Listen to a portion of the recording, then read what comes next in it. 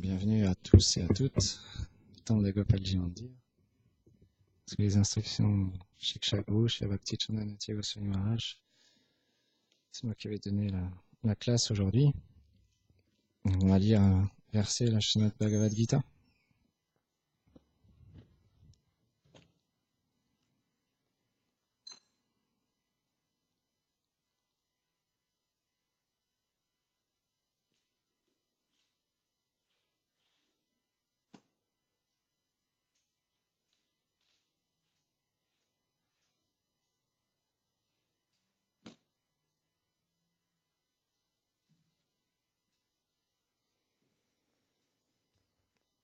Chapitre 6, verset 18.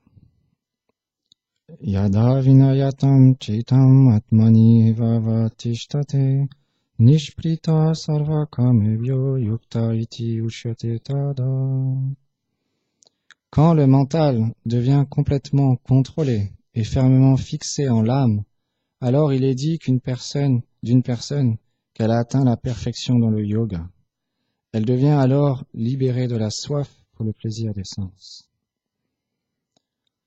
Commentaire. Srila Vishwanath Chakravarti Thakur dit: quand donc la pratique du yoga d'une personne sera-t-elle parfaite? En réponse à cela, le Seigneur Krishna a énoncé ce verset. Selon Srila Ramanujacharya, les mots Atmani Eva Vatishtate signifient exclusivement focaliser sur le soi, en d'autres termes que le soi est devenu le but le plus élevé et le seul objet d'activité.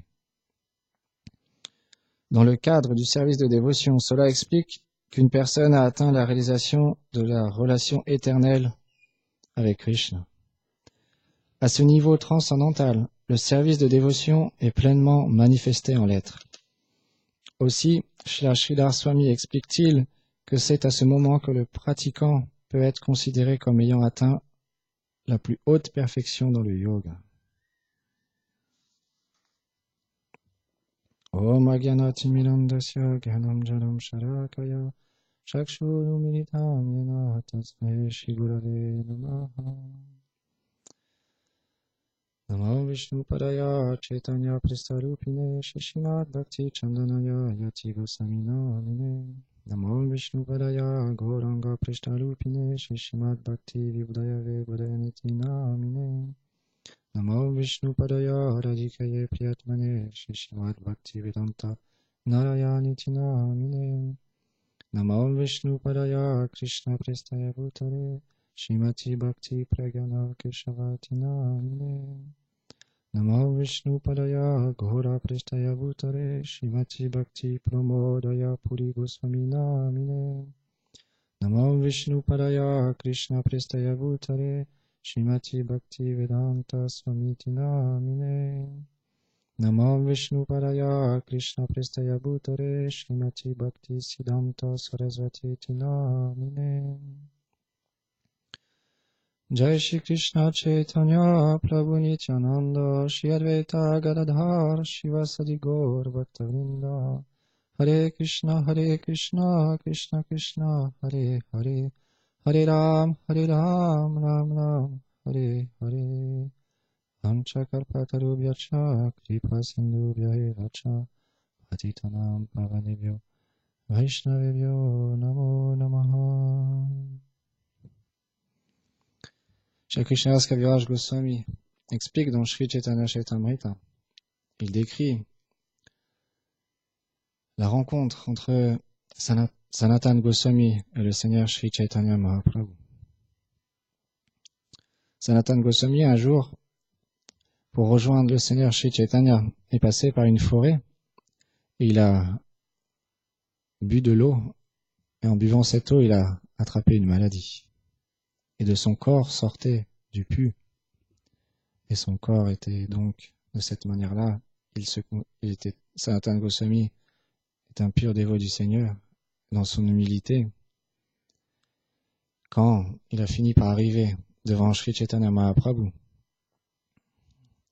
il savait que le Seigneur Mahaprabhu voulait toujours l'étreindre d'affection et d'amour, mais comme il avait sur son corps ces traces de pu, alors il voulait pas, dans son humilité, il voulait pas que le Seigneur Chaitanya Mahaprabhu l'étreigne. Mais Mahaprabhu, dès qu'il a aperçu Sanatana Goswami, il a couru vers lui et il l'a étreint d'amour. À un autre moment, quand Sanatana Goswami était avec Haridas Thakur,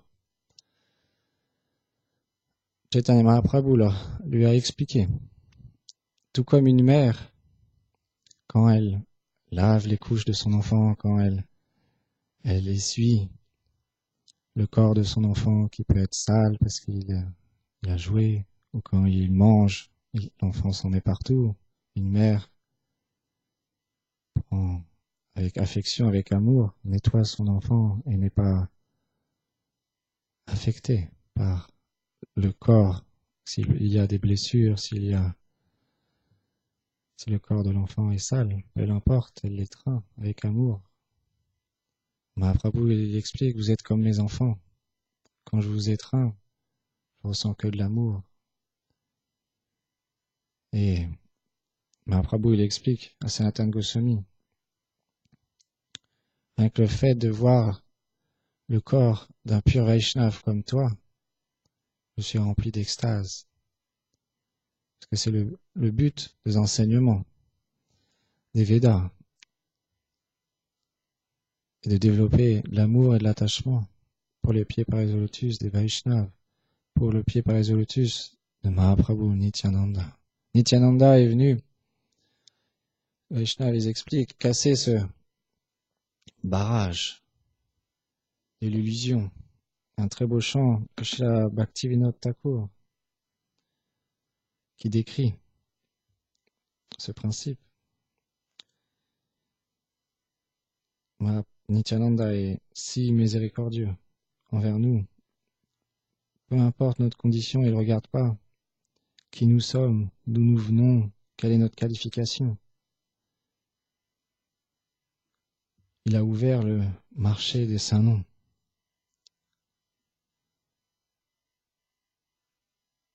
Et il dit, on y raconte, Bhaktivinoda Thakur décrit, on y raconte des choses pour les moins inattendues. En effet, au simple prix de la foi, le pur saint nom y est vendu. Tous les bhaktas attendent leur tour avec impatience.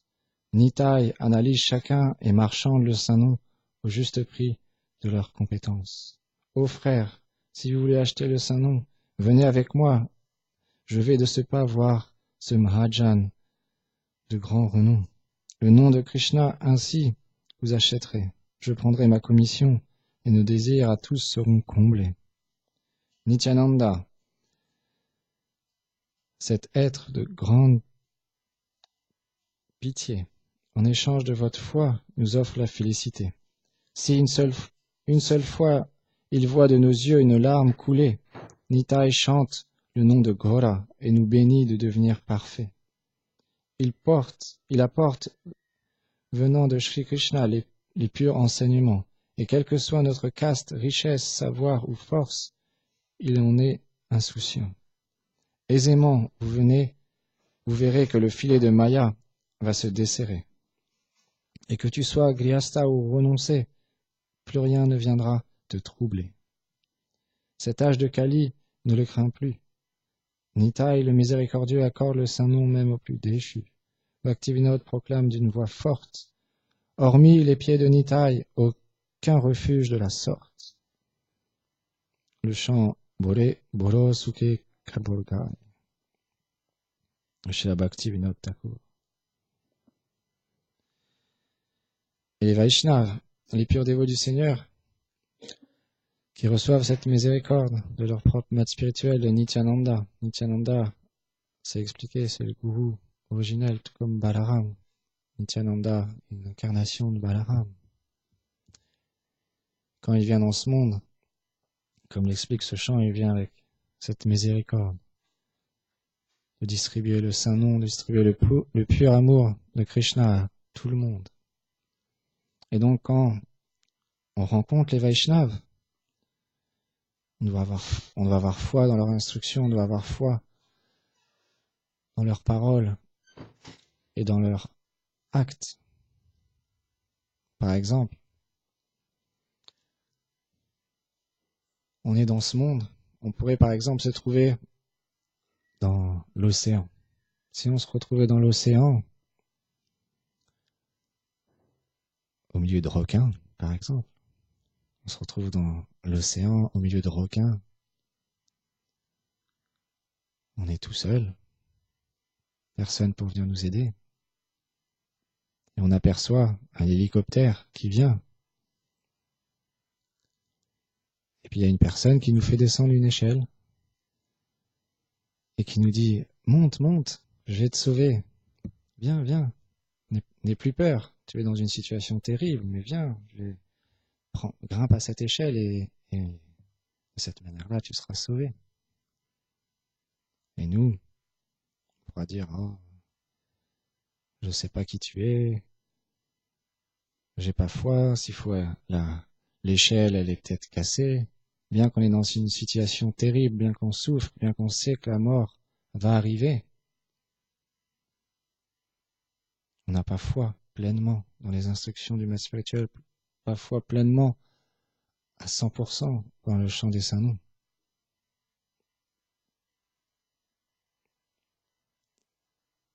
Mais graduellement, avec cette association avec les purs Vaishnavas, alors cette foi va grandir.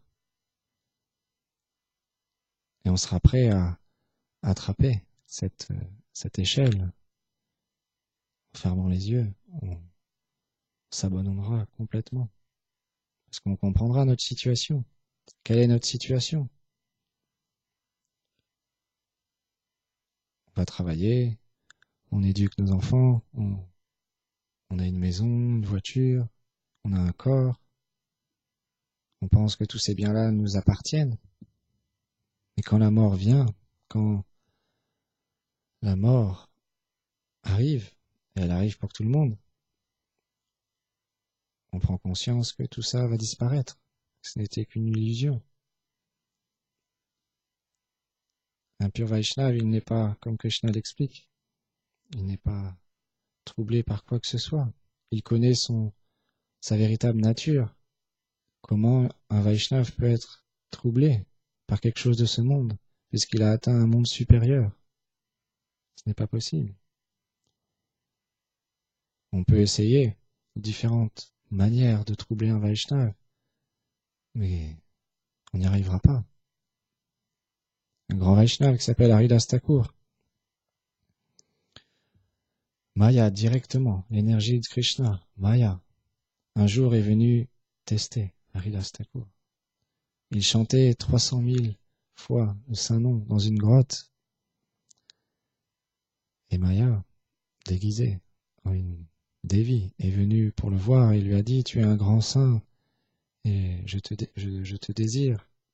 Comble mon désir, s'il te plaît. » Et Haridas Thakur, avec son humilité, il lui a répondu, j'ai un vœu à faire, je dois chanter le Saint-Nom et je ne peux pas combler ton désir pour le moment.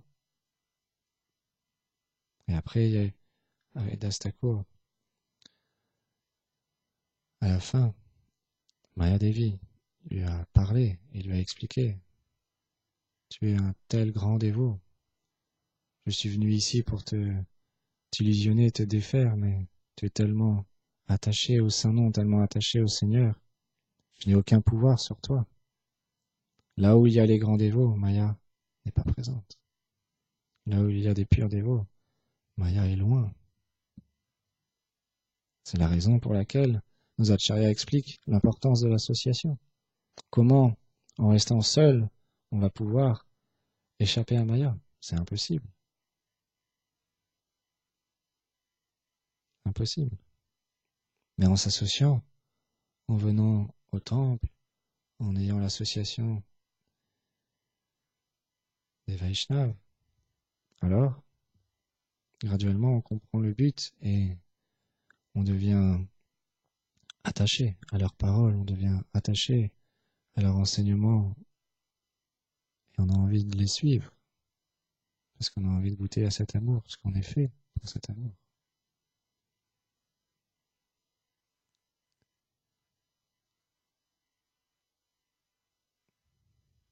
Il y a une histoire qui est intéressante. Un jour, un brahmana, il est passé devant une cage et il y avait un tigre qui était enfermé dans cette cage. Et le tigre, il lui a dit au brahmana, s'il te plaît, fais-moi sortir de cette cage. Je veux partir loin et manger, pouvoir boire. Là, je suis dans cette cage, je ne suis pas bien. Le brahmana lui a dit, mais si je te fais sortir, tu vas vouloir me manger. Le tigre a dit, non, je te promets, je ne vais pas te manger. Le brahmana a eu foi et il a ouvert la cage. Le tigre, quand il est sorti, il a voulu manger le brahmana. Alors le brahmana, il lui a dit, tu avais promis, ce n'est pas correct. Laisse-moi au moins 5 possibilités. On va aller voir 5 personnes, 5 êtres vivants, et leur demander qui a raison. Le brahmana était persuadé qu'ils allaient se ranger de son côté. Quand il est allé voir l'arbre lui a expliqué, il lui a dit, voilà, bien que je donne mon ombre, mes fruits aux êtres humains, ils coupent mes branches, ils me font du mal de cette manière-là. Au tigre, tu peux manger le brahmana.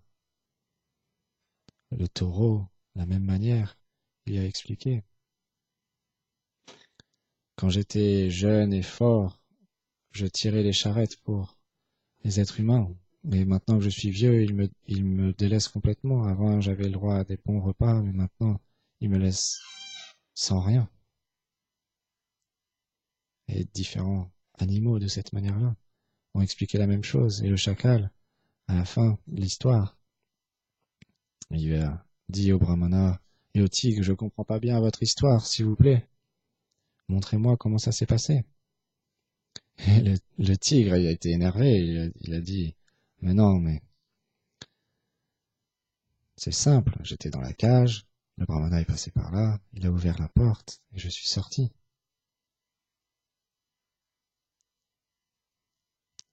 Le chacal, il a insisté, il a dit non, montre-moi. Le tigre, il était énervé, il est rentré dans la cage. Il a dit voilà, j'étais ici et puis je suis sorti, la porte était fermée. Et le chacal a dit bah, si la porte était fermée, il faut fermer la porte. Le brahmana a fermé la porte, il a fermé à clé. Et là, le chacal, il a dit je te conseille maintenant de ne plus ouvrir la cage. On fait tellement de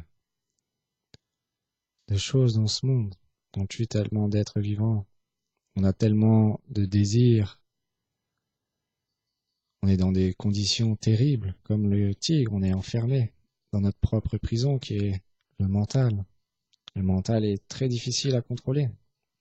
On a des désirs qui peuvent changer à chaque instant, tellement de désirs on croit qu'une chose va nous satisfaire, qui va nous rendre heureux, en ayant tellement de choses on peut avoir. Une voiture, une télévision, acheter, peu importe, un nouveau vêtement, ci ou ça, on va croire que c'est ça qui va nous rendre heureux. Mais notre véritable nature, l'amour que l'on cherche, est bien au-delà de ce monde, est bien plus grand que simplement les choses matérielles dans ce monde. Donc les Vaishnavas, ils nous expliquent, ok, on a des désirs, on ne sait pas comment aimer le Seigneur, on ne sait pas comment le servir. Vaishnava nous explique, vous pouvez tout engager pour le Seigneur. C'est tellement miséricordieux. On peut faire de la musique pour le Seigneur, on peut aller travailler pour le Seigneur, faire les courses pour le Seigneur, lui préparer des bons repas pour son plaisir. De cette manière-là, notre vie va changer.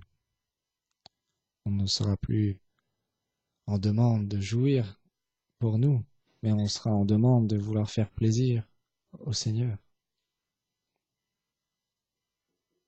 Mais c'est quelque chose qui est graduel.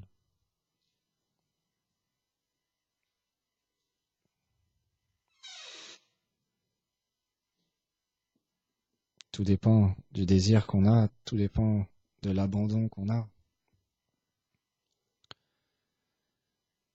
Si on désire rester dans ce monde, Krishna ne nous force pas.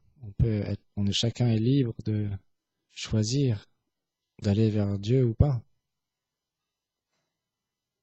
Krishna, quand il a expliqué toute la Bhagavad Gita à Arjuna, à la fin, il lui a dit, voilà, je t'ai expliqué quoi faire, maintenant à toi de choisir.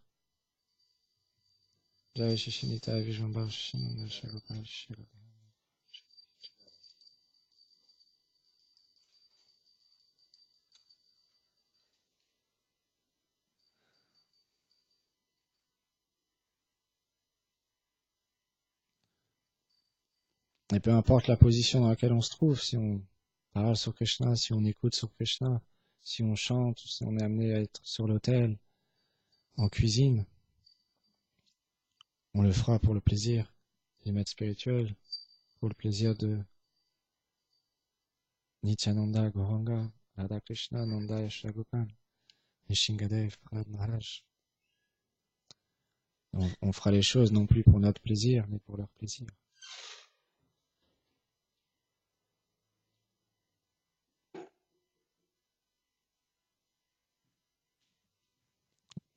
On va s'arrêter là aujourd'hui. Si vous avez des questions, des commentaires, Go Premanande Hari Bo.